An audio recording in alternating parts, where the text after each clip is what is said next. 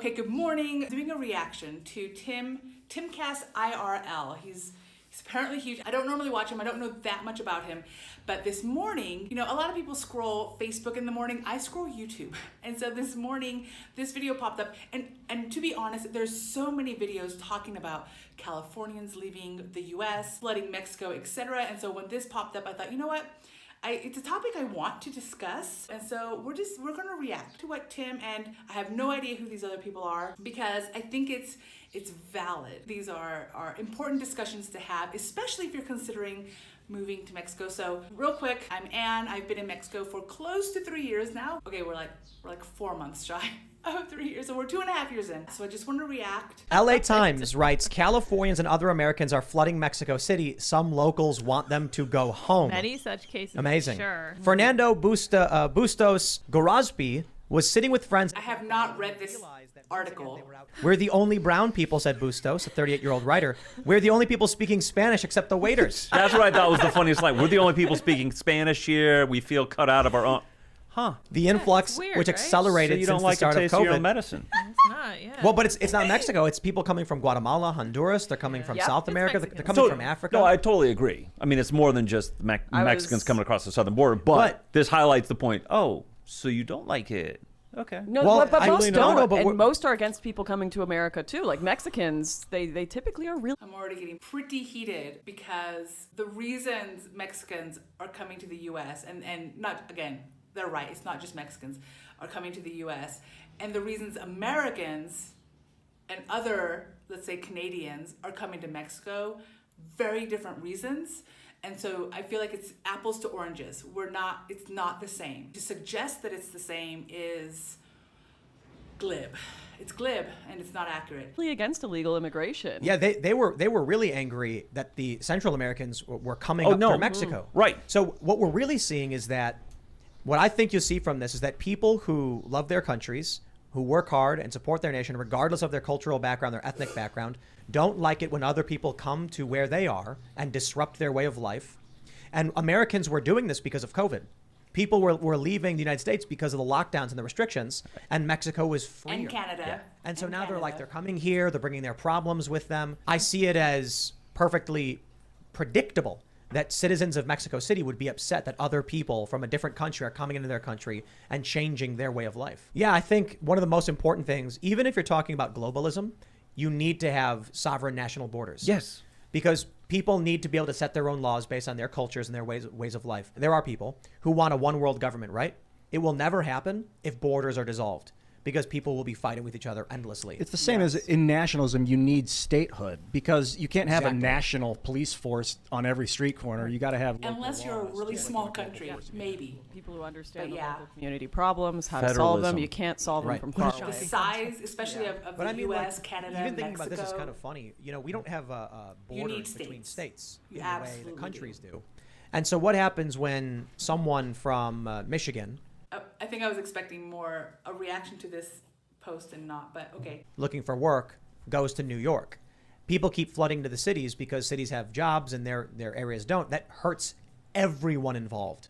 So if you had actually borders which were more difficult to cross over, when Michigan's economy started breaking because the auto industry was leaving, you wouldn't have the mass exodus, which means the economy may have gotten hurt, but could have recovered much more quickly with more people requiring services and working for each other.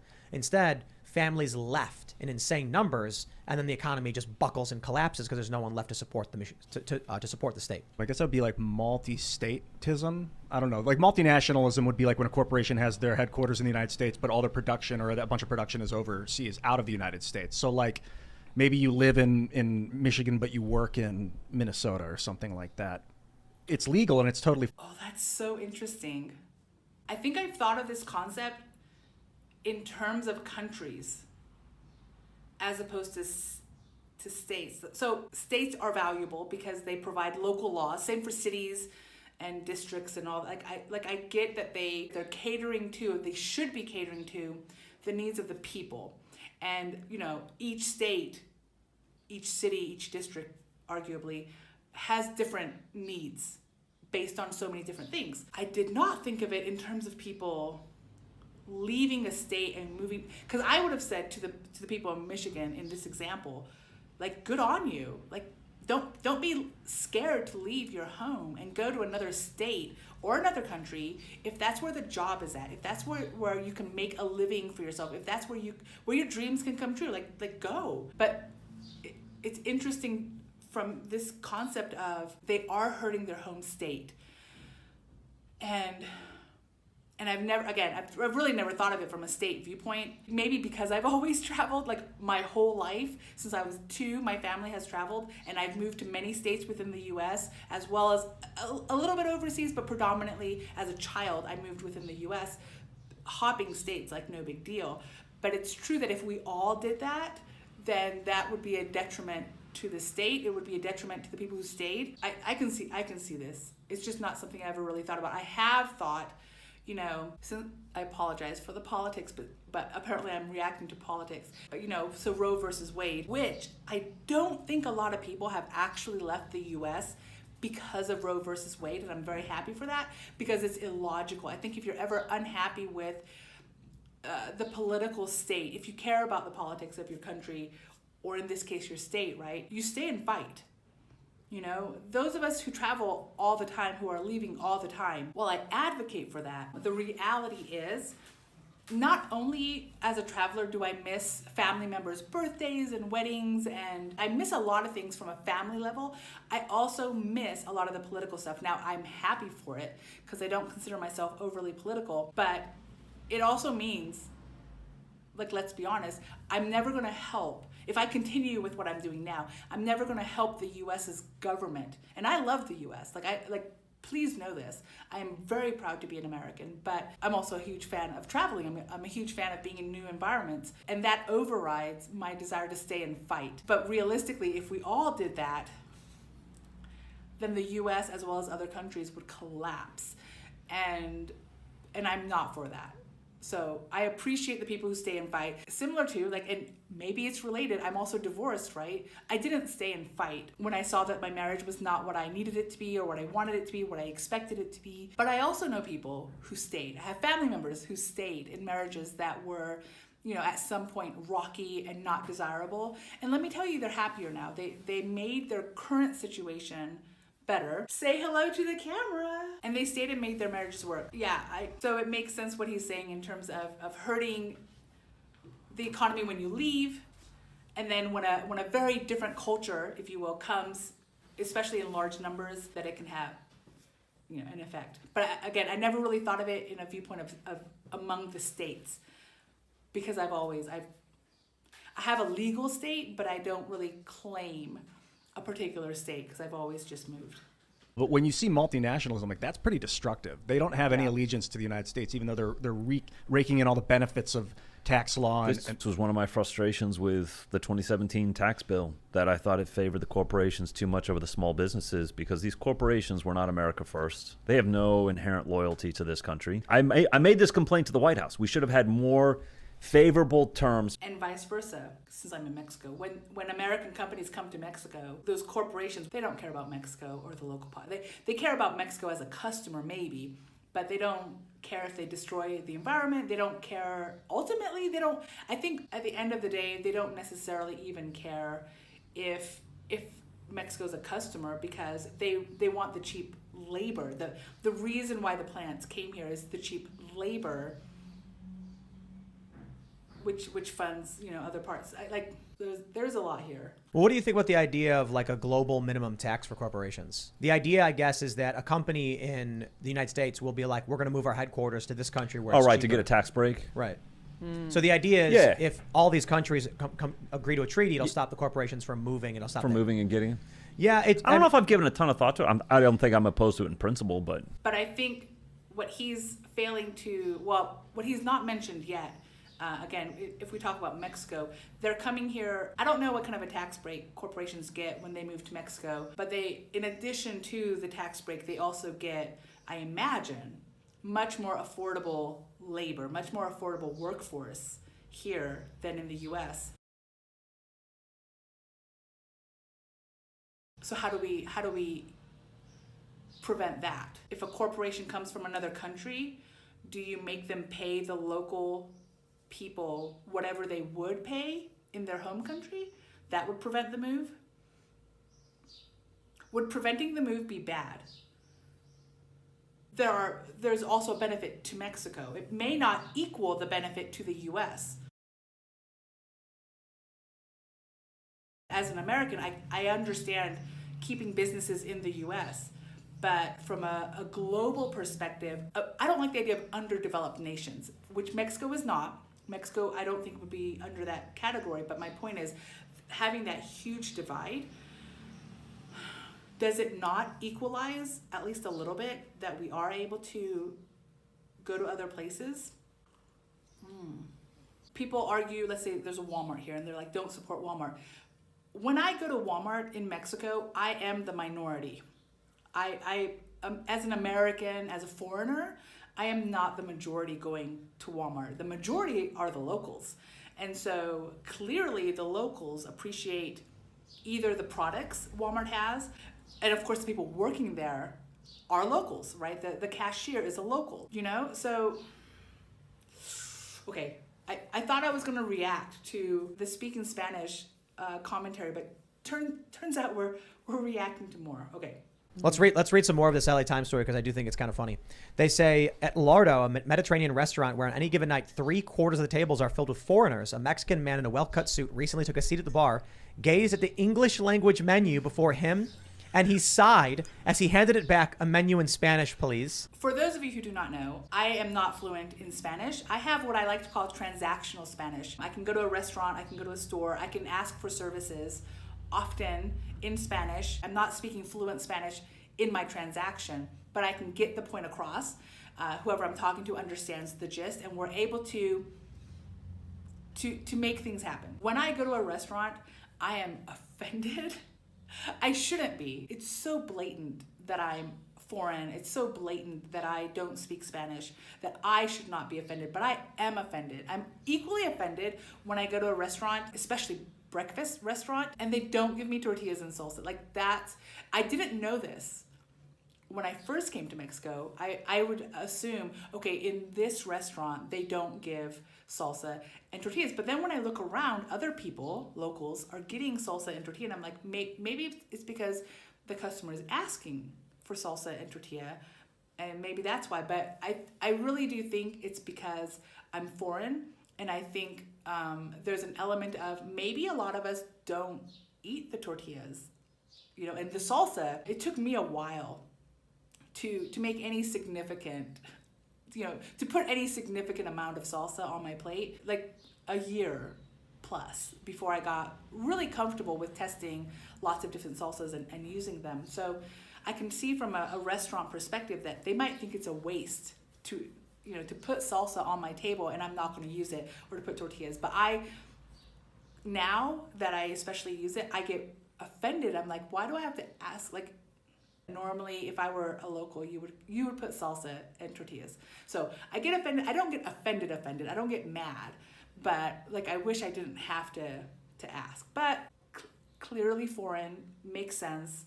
But I really hate when the menu is in English. It's a horrible feeling, and I don't think it's done to insult me or to hurt my feelings or to separate me from the locals. I think it's done as a service. I think it's done because enough customers asked for an English menu, or enough customers would be like, what's this? What's this? What's this? What's this? You know? And they're like, onion, beef, corn. Like, they're explaining such mundane things.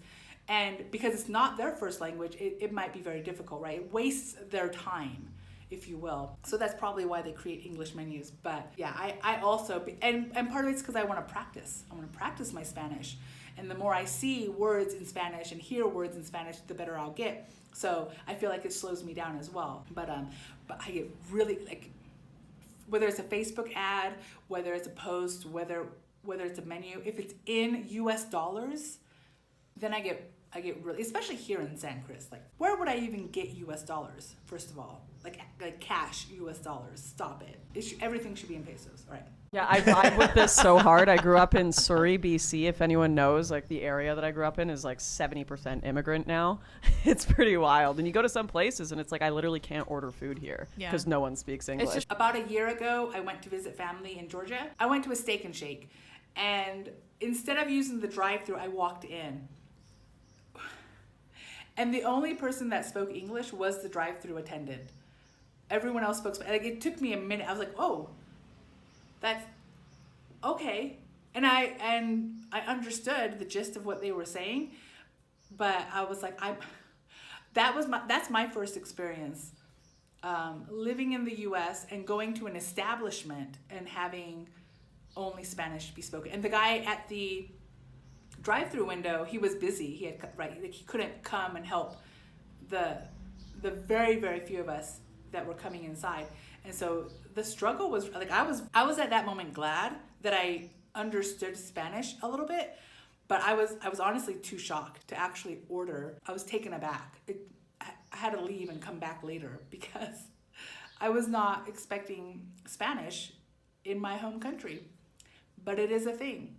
It's a thing. So it happens to Americans, and it happens, of course, here in Mexico. And it's never fun, I don't think. Like, it's interesting, but I don't know if it's ever fun, necessarily.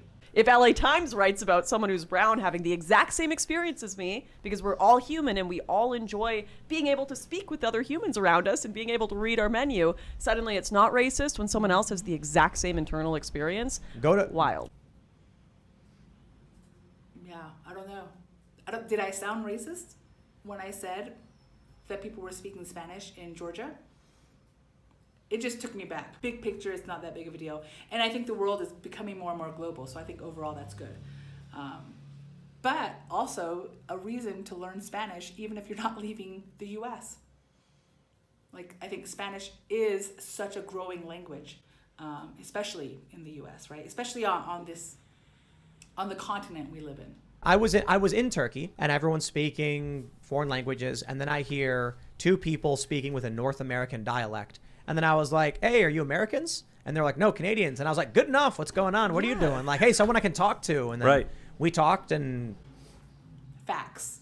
And I lived in Europe. I lived in Italy for a couple of years working in NATO, and it's true that if you're in an environment that doesn't speak your language normally, when you hear your language, like, yeah, you want to make friends with them. You want to have a conversation. And the cool thing is, at that point, you're so happy to hear your own language that you don't care as much about other things that would maybe make you not want to be friends with this person in your home country. Meaning, it's so nice to understand someone fully that you're willing to hear their opinions that maybe differ from your own more. It's why I'm a huge advocate for travel, because it opens up your mind on so many levels, not just within the country that you're traveling to or the area that you're traveling to, but it makes you reflect on yourself. It makes you reflect on other people that you know. So there are phases. There's always the phase of anti-American. From an American viewpoint, when you go to another country, there's always a phase of, this doesn't happen in the U.S. The U.S. sucks. I hate the way the U.S. does things. People should be more like, Mexico. People should be more like, there's a phase. It's what I call the honeymoon phase, because it's so nice to be in other countries. Countries are beautiful. And so you go through a phase of actually disliking your home country, but after a while you start to miss it. You start to miss the sounds and etc. And so again, I've traveled my whole life. In childhood, a lot of that was in the US, but nevertheless, the concept still goes that you start to appreciate your home country as well, right? So I feel like the people who have been in Mexico the longest don't necessarily hate their home country. The people who've been in Mexico, let's say, less than a year, less than 2 years, especially if they've never really traveled that much before, or if they've only traveled quickly, which different type of traveling, they are more likely to be very cynical about the US or Canada. I've seen that especially recently, where they disdain their home country. But wait a couple of years. Wait until Mexico becomes home, and then you can make a more true comparison. And what you'll realize is there's pros and cons to both countries. There is no perfect country on either side. So to hate the U.S. as an American makes as much sense as hating Mexico. It's stupid. It's ridiculous. So yes, when you hear your home language, your home, things that remind you of home, you gravitate towards it, and I think that's perfectly fine and normal. Don't be upset with yourself when it happens. Acknowledge how damaging it is to have so many people come in who just don't speak the same language. Like, language is the only way we can connect as human beings, do business, educate each other, love each other. Have like, common values. And so that's why we learn new languages. Like, it is disorienting, but that's why you learn how to communicate. Imagine you went to criminal court, charged the crime, and no one was speaking. Everyone was speaking a different language and struggling to communicate. That's what happened to Amanda Knox. She was actually released from Yes. Italian prison, but her thing was that they didn't it was like the language barrier was so harsh that they just threw the book at her and was like, she's a foreigner. They're doing it Turn now her with in. Brittany Griner. I don't know any of these stories. I'm a huge advocate of bringing, it doesn't have to be English, but a common language to Earth. I'm surprised it hasn't happened yet. But the problem is if you lose other language, because other language gives you reference that you don't get in English. Like the word. Yes, we don't want to lose. But cultures change over time as well. But yeah, a dramatic language shift will be. There, obviously, anyone who's ever tried to teach someone another language knows we say things that seemingly make no sense. Idioms, yeah. What's up? You're asking someone, what are you currently doing and what's happening in your life? Right. That's like, it's such a sup. So if someone is trying to learn English and you tell them what's up, they'll look at the ceiling. They'll go, the lights? I don't know. People learn English really quickly, it seems like. There's so much in language that people don't understand is relevant or requires personal experience of the thing. Yeah. Especially feelings. Yeah. There are many languages that have words for feelings that are really hard to explain to an English speaker because they've not experienced it without that, understanding. Yeah. It's weird. And we've simplified a lot of things, like obviously the word love. That's just love. We just use it for everything. Sexual love, familial love. We just throw it in one word. But then you have the Greek version, which has 12 or something. Agape. Eight. If you get that love is love statement, that ridiculous statement in the pedophile or whatever community, the minor attracted person community, and it's like, no, erotic love, eros, is a specific kind of love. It's not familial. Did you just call it the minor attracted community? You know I what's- hate that so yeah, much. minor MAP. I hate I just that noticed so there's much. there's the medical psychedelic practices, the MAPS thing, and then there's the MAP, minor attracted person. Have you seen that? MAP is like the MAPS is like a psychedelic studies program. I'm going to pull it up. Well, let's I've missed I'm all good of on it. that. Sorry, I missed it all. Thanks for checking out this segment from the TimCast IRL podcast.